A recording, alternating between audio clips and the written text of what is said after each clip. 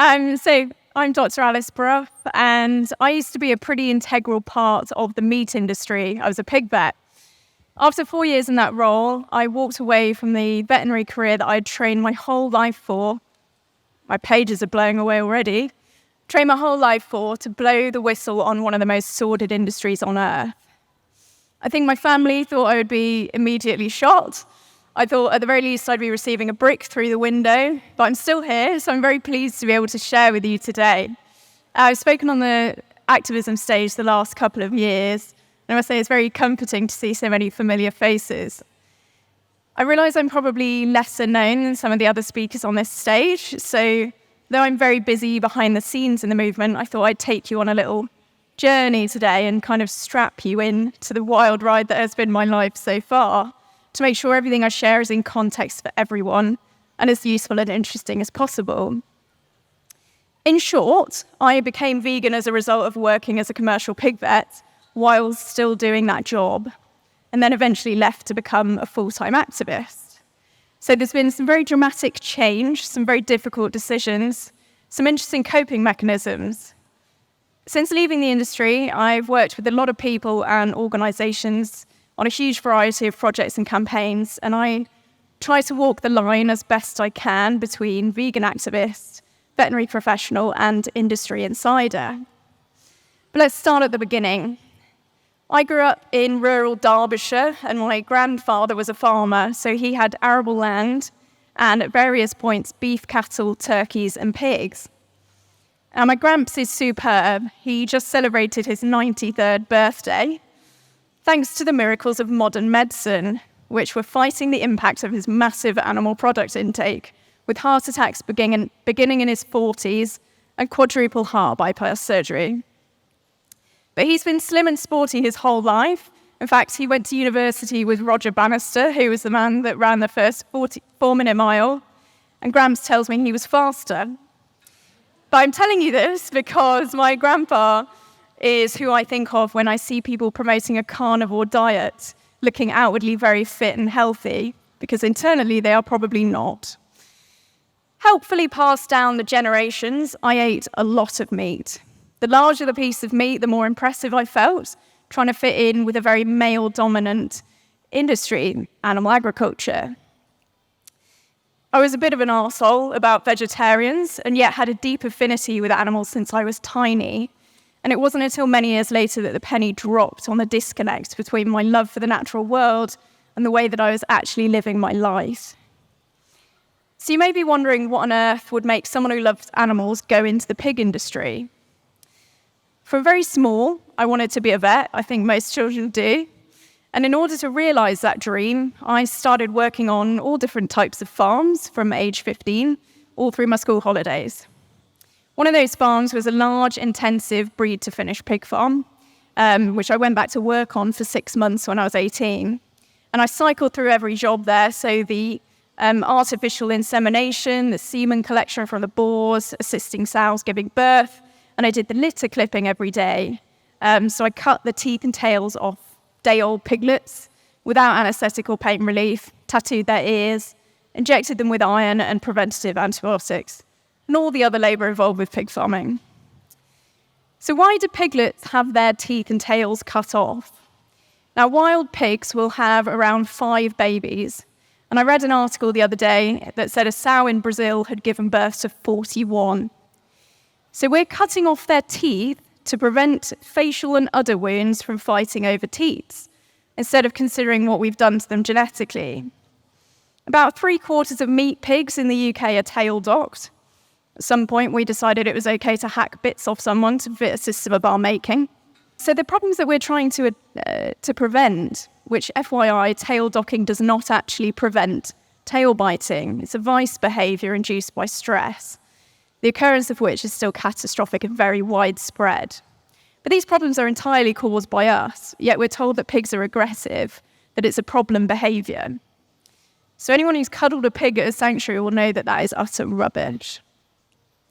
So when I was being shown around this farm by one of the workers on my first day, we were walking through the farrowing house. And this farm had crates, which I'm sure most of us have seen. It's the cages that mothers are kept in that are not much bigger than her own body. We heard a bit of a kerfuffle going on, and so we went over. And because the pen is small and concrete and the bars are metal, the mother is 1/4 of a ton in weight at least, her muscle tone is poor because she can't actually move, and she can't turn to see what she's doing. She'd accidentally injured one of her piglets. So I naively asked if we could stitch that up, and he said, no, we'll just knock that one. And I kind of thought he was joking, so when he picked up this piglet by the back legs and swung them over their shoulder onto the concrete floor, I kind of crumpled down onto the edge of the crate in shock. Now, this knocking was something that I went on to do myself a lot. Pre-weaning mortality rates are very high, so 13 out of 100 piglets born alive will die before 3 to 4 weeks old. And I personally can't bear the thought of them being left in pain, so I was constantly checking the pens for any piglets that needed to not be here anymore. And then every time, when I was on my own, I would take a second to just cuddle them and say, I'm so sorry, before I swung them over my shoulder with as much force as I could muster. And that never got any easier. The rules on euthanasia of piglets have just changed because it looks so bad in the undercover investigations. So now you have to use a stunning device. However, this is probably going to lead to prolonged suffering because the workers won't have that device on them all day, every day. And I know from experience that bolt guns as stunners are sometimes not used properly, promptly, or sometimes at all. I found pigs alive in dead bins 2 hours after being euthanized. I want you to just think about this for a second. I am an animal rights activist, an experienced pig vet, and I want people to be allowed to continue brutally smashing piglet skulls onto concrete because that is the best option available for them. The policy was and remains on most farms to kill non-viable or basically very small piglets that don't have a chance. So instead, I concocted a little plan with a nice farmhand, and we would take the cap off a spray can lid and basically hand milk the sows into it to syringe feed the runts. And I would carry them around in my hoodie to keep warm. So between that and the Radio 4 interview I did while I was there that my boss had to have removed because I was a little bit too honest about why I was cutting their tails off, they really should have known never to let me progress in that field. So there were very, very many horrifying moments on that farm, way too many to go into today, but it was sufficiently shocking to spark my career in pigs and drive the next 17 years of my life. My intention was very much to work my way up through this industry to overhaul the atrocious standard conditions and husbandry practices that are carefully shielded from the public. I was still very pro-animal farming at this point, and I believed that I could work with people to make improvements. Lol. So despite all the experience that I had across the sectors and working on this pig farm, nothing could have prepared me for the illusion of that great British welfare that is hammered into us all day, every day, to be shattered quite so quickly and violently when I entered the industry properly. I didn't realise how bad it was. Obviously, we see the undercover investigations, which does capture the essence of the problem to an extent. But until you're seeing that, and worse, up close all day, every day, it's really hard to comprehend the true scale of the horror, how widespread and far-reaching the atrocities, the dangers posed to ourselves and our planet, and the absolute insanity of the cover-up job, the lies that we're told, the defence and the normalisation of it all. So being a pig vet is not a popular choice because it is utterly devoid of the care for animals that most prospective vets start out with. You also have to be very comfortable with the fact that you are going to stink. You might have reduced lung capacity from all the ammonia and dust, worsened hearing from the pigs screaming, and you'll probably struggle with back pain and constant, persistent, resistant infections, because the pig industry uses double any other sector in antibiotics, and a lot of pig diseases are zoonotic, so they can pass to us. So there are very few pig vets in the UK, so few that you could easily have the number of individuals under your care at any one time reach 6 figures, up to 5 hours drive in any direction from the practice. This is not an industry that cares for individuals. So as a vet, you're working on not only hundreds of farms, but you're working with Red Tractor, you're carrying out their inspections, the RSPCA, the APHA, the labs, the industry bodies, the pharmaceutical companies, geneticists, lobbyists, retailers. You've got a very good sense of how it all goes down, what drives what, the money trail, and the corruption. So I had clients across every assurance scheme, every lovely welfare label going, from the international breeding company right down to the small local family farm and regular slaughterhouse work. And there is a reason I am vegan and not just picking out higher welfare products. I think it's worth pointing that out because how often do we get called townies or told to go and speak to a farmer because we don't actually know what we're talking about? Even I get that, would you believe? But what's interesting is that farmers don't actually often spend a lot of time on other farms than their own for biosecurity reasons, i.e. not to spread disease between farms, which is quite sensible. They may have even worked on that one farm their whole life. Pig and poultry is particularly strict on movement between farms, so I had to have down days before high health and keep to a particular order. Poultry is extremely tight with avian flu at the moment, so inspections are largely being done remotely. So basically, there are people tasked with marketing, lobbying, and PR for the industry, and people that blindly and wholly defend it, that have actually barely stepped on a farm, and certainly not very many. Academics and scientists can be bought, studies can be funded and fudged and selectively published. Politicians and the people in charge of policy and lawmaking certainly don't have a clue, for the most part, what's actually happening on these farms. So what they've done is fill all the welfare boards with stakeholders, so people who are profiting from atrocious animal welfare. You have to constantly ask who's being paid by whom and listen to the credible people who have nothing to gain and plenty to lose. Listen to the whistleblowers. I lost my house, my car, my friends, my career path, financial security, comfort, and stability to try and make people aware of how awful our food system is. I'm certainly not doing this for personal gain, and no other activist is. Understand that when you're shown adverts and industry-funded footage, that's been set up. In fact, I've assisted in setting farms up for adverts, and they look nothing like the reality, obviously. When we're told that Britain has some of the best welfare in the world, consider that comparative terms actually mean nothing. Being better than absolute rock bottom doesn't count for a lot. And they aren't even accurate when it comes to farmed animals or lab animals in this country.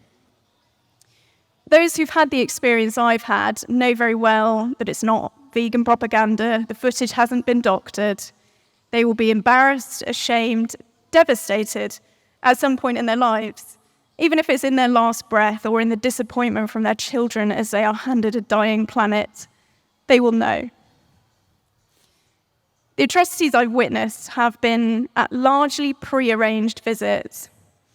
Farm inspections are most of the time pre-arranged well in advance, so most of the abuse and neglect that farmed animals are subjected to goes without notice and often without consequence.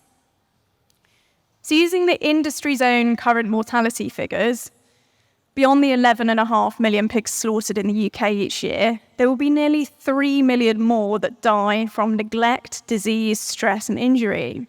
That's more than 50,000 a week.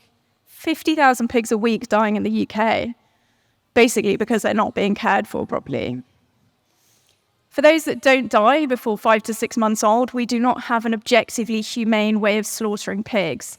We never have. We've known for decades, the industry has known for decades, that our methods cause intense pain and fear and can be unreliable. So I went vegan halfway through my 4 years in the meat industry. Why then? It took me long enough. I think it was a repetitive element, really. I was having to shoot pigs most days to put them out their misery, and that was a horrific job with a bolt gun and a screwdriver. But there's one that I picture a lot that I think was the moment. She was quite a young pig, maybe 10 weeks old, and there were a lot of sickly pigs on this one farm. It wasn't unusual, it wasn't a great farm. And there were lots to shoot, but this particular one, So you have to catch pigs on a snare so that they don't move their head, which is essentially a metal wire that goes over their snout and catches their lips and gums. Normally when you put them on the snare, they scream and go rigid and pull back until you let them go because the wire's cutting in. But this one pig just didn't make a noise. She didn't move. She just looked up at me with the saddest eyes that you've ever seen.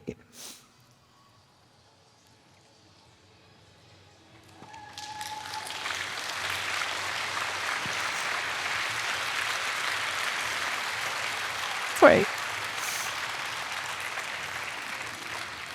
Would you believe I do quite a lot of writing in cafes, so I have to rotate spots should I become known as the woman that cries into her latte every time.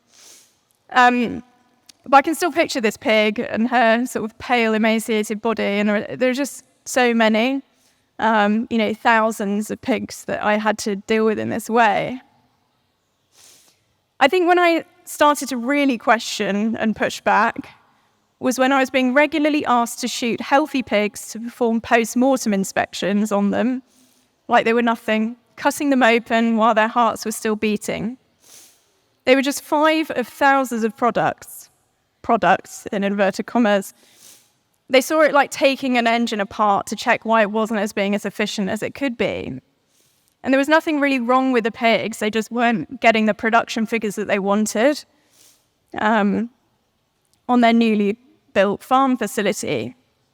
Now, this new facility actually included what were effectively sow stalls, which were banned in the 90s, though you'd never be able to prove that they were locking them in there.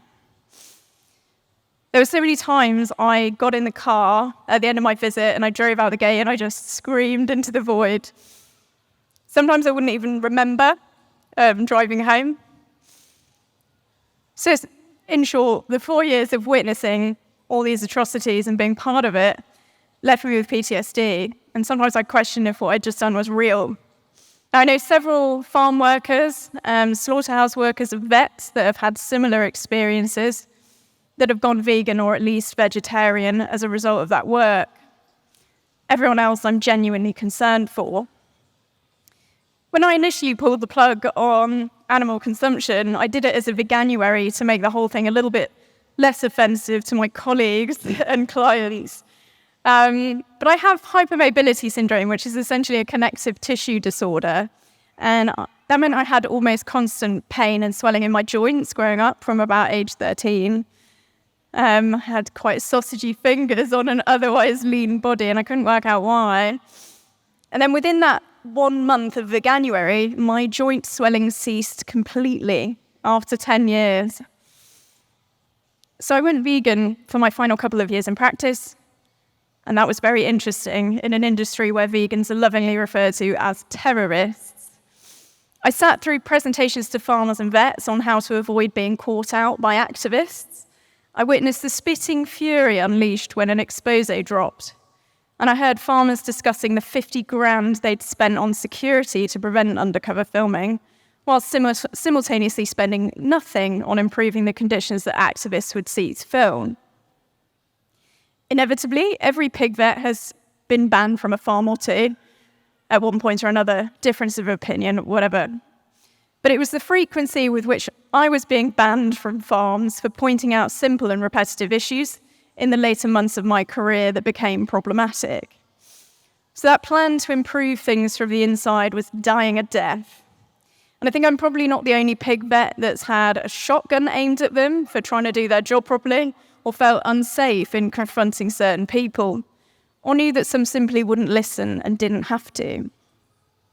I had a farmer who seemed to really like me until one visit I discovered an outbreak of infectious lameness. This was a routine inspection and he hadn't let me know.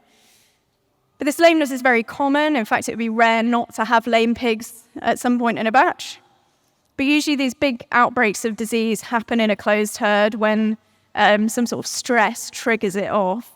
And then it spreads quickly through the packed sheds when the first signs are not noticed and treated and the stress are rectified. So I said to the farmhand, did you not think that having 50% of your pigs unable to stand up might have been a good time to call the vet? And as a result of this quite reasonable discussion, which ended with me fixing the problem with a load of antibiotics, the farmhand took a week off with stress. The farmer and his wife were no longer friendly on my visits. And that's the same reaction you can get from people when you try to open their eyes to the effect that their consumer choices have on animals and our planet and other people. There is a victim when you buy animal products, and this weighs on people's conscience. And like this farmer did to me, you can often be blamed for pointing that out. I continued to do that job for quite some time, despite how hideous it was, because really I felt like I couldn't leave them. I felt so guilty, and I still feel guilty for leaving. I feel guilty for killing them. I feel guilty for not killing them. I think about those that I treated, and I wonder whether it would have been better not to. Did I just prolong the suffering? And I found I was so incredibly angry at people around me because I was having to pull that trigger daily, and the people in my life were essentially paying for it. I eventually left because it was destroying me and my relationships, and I realized you simply cannot polish a turd. So just before I left, I was a finalist for Young Pig Vet of the Year, and I'm never going to let that one go. I really get a kick out of ordering plant-based meals at industry events like the National Pig Awards. Now, a large proportion of pig farmers voted for Brexit and subsequently the Tories. They were actively encouraged to do that and vote Conservative because the other parties might introduce, God forbid, slightly better welfare standards that would hugely inconvenience them. And now they're all crying about the consequences of their own actions. Those consequences largely being that British people don't actually want to work on intensive pig farms or in slaughterhouses because it's horrendous. And where am I now? So I left the pig industry 4 years ago, and I found a safe haven in Viva for 6 months, where I contributed to the Hogwood film that you can catch later. And since then, for the last 3.5 years, I've been doing all sorts to varying responses. In 2020, I went on BBC Country File, in which I suggested that pre-arranged, paid-for inspections aren't really doing what Red Tractor and the public think they are. For that, I received brutal online hate and found myself under investigation by the Royal College of Veterinary Surgeons, which is the regulatory body for the veterinary profession. Now, this is pretty serious. If that progresses through the disciplinary system, you could have your license to practice as a vet revoked, so all that training would go down the pan. The case was dropped after 18 months, and copious evidence sent their way on the monstrosity of British pig farming, because clearly I am not the problem. I found this to be a great opportunity to lay out the systemic issues. So as long as you're honest, everything works out. And sometimes you have to flip your beliefs on what's positive and negative. So sometimes challenge and stress isn't inherently bad, and we can try to reframe it as opportunities when we can. I also keep up to date with everything by sending myself to Pig Veterinary Society conferences. As stressful as it is walking into rooms full of people that almost certainly hate me, it allows me to truly represent the pigs and ask the challenging questions that nobody wants to hear. And you never know, there might be someone in that room who hears me and starts to challenge their own beliefs. I feel like I am making some waves in that. And we can't underestimate the importance of moving in all circles with respect and compassion, because you just never know who could turn out to be an unexpected ally. On that, I spoke at a big veterinary welfare conference last month. I don't think they were at all prepared for what I had to say. It was pretty brutal. And I was very nervous going into it because of the clout in the audience and the number of people that I would be directly calling out. But it was very interesting. There was a row of men, presumably employed by the organisations that I named and shamed, that didn't even clap at the end. There was a small standing ovation at the back, mostly composed of Dan Kibbe from Animal Rising. There were a lot of tears, and a significant number. The tears were not from me this time, they were from the audience. A significant number of people that came up to me at the end to tell me that they're never eating pigs again. Now, this was a room full of vets, mostly.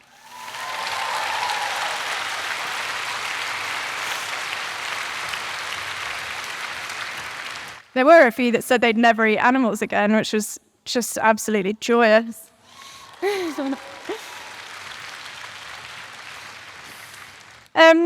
Complaints have, of course, been received from that one, and I can guess who from. And to be honest, I'd be more worried if there weren't complaints, because if you're pleasing everyone, you're not doing it right. But I was overwhelmed by the overall fantastic feedback from people who aren't really in a position to agree with what I said. We're talking DEFRA, British Veterinary Association, the Royal College, who were the ones that had me under investigation, the RSPCA, ex-pig vets, farm vets. It was really very encouraging. And what was also encouraging was the environmental panel at the conference, which had a poll to ask how we could reduce our impact on the planet. And the top answers were go vegan and reduce your meat consumption, which sounds tame, but it's kind of unheard of. I know there's lots of vet students and some vets and nurses in the audience. It's kind of unheard of in veterinary circles, and it really gives me quite a lot of hope. So the top comments that I get at these things are, "You've got balls coming here," and "That was very brave." And I find whenever one person stands up and says, "That's wrong," it helps others to do the same, and that's all I can hope to do, really. We can really empower others with a little courage. So I'd advise you to start finding comfort in the discomfort, because it only takes one small, brave action to propel you to doing bigger, braver things and finding courage to speak up and act where you would normally feel nervous, or to try something that nobody else is doing. Be bold and be creative. Veganism helpfully benefits everyone and everything, so find out what makes people tick and use that in your own unique way. There are so many ways to go about this. Because it's not enough at this stage to just be vegan or be plant-based. It is incredibly urgent to do something, do anything, because Britain seems to be suffering with an intense apathy towards anything that matters. And I just want everyone to think about, when you're being asked by younger generations in 10, 20 years' time what you were doing to help, I want you to think about what you would like that answer to be. I'd encourage you to be unapologetic with your words and actions, because if people feel uncomfortable with honesty, that is not on you. You've decided to protect our planet, other people, and prevent suffering, and that's something you should be incredibly proud of. A word on the animal industries, they operate as one front. Now, I saw this from behind the scenes. When something goes wrong, let's say a farm expose, they all come together to avert the PR disaster. They're immediately consulting across the whole industry in their little crisis meetings and coming up with one unified message. And I think that's something we can learn from. Work together, join up campaigns so that they're more powerful. Because I work with a lot of different organisations, I see things being done that are similar. It would be great if we could all come and strategise together. Seek relevant expertise with humility and consideration for making sure that everything we do is bulletproof and having the best impact. Be constructive in the way that you communicate, but also be open to constructive feedback. I've had plenty, and it's been very valuable, because criticism is a gift from someone with good intentions and perhaps some skills or knowledge or ideas beyond your own. None of us are perfect, so try to remain in a state of constant learning and adapting. Understand that your words matter all of the time. Take care and consider what you say and how you'll speak. We don't realize the impact one thing we say can have on someone, and they might remember it for the rest of their lives, and it could shape them and consequently shape those around them.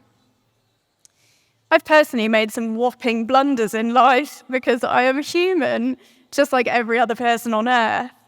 And we really need to foster an environment of forgiveness within this movement for ourselves and for others. My wish is that we can save our white-hot rage that we feel for all the injustices for the people that actually deserve it, not the other people trying to achieve exactly what we're trying to achieve, but perhaps in a different way. Public criticism among vegans looks very sloppy. To outsiders, it doesn't look like a movement with a clear, coherent message, or one that looks fun to join, which I feel is really important. The reason that some people leave the activism space is usually other people in the activism space, which makes me very sad. And we don't actually know what's going to work. We don't actually know what's going to work. So, it takes all angles and tactics.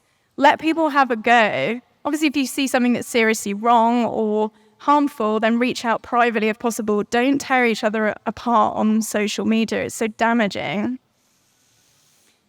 And I have a couple of final requests before I finish. If you have skills in editing and making content, I would love your help in reaching more people. There's scope for this to be a paid position.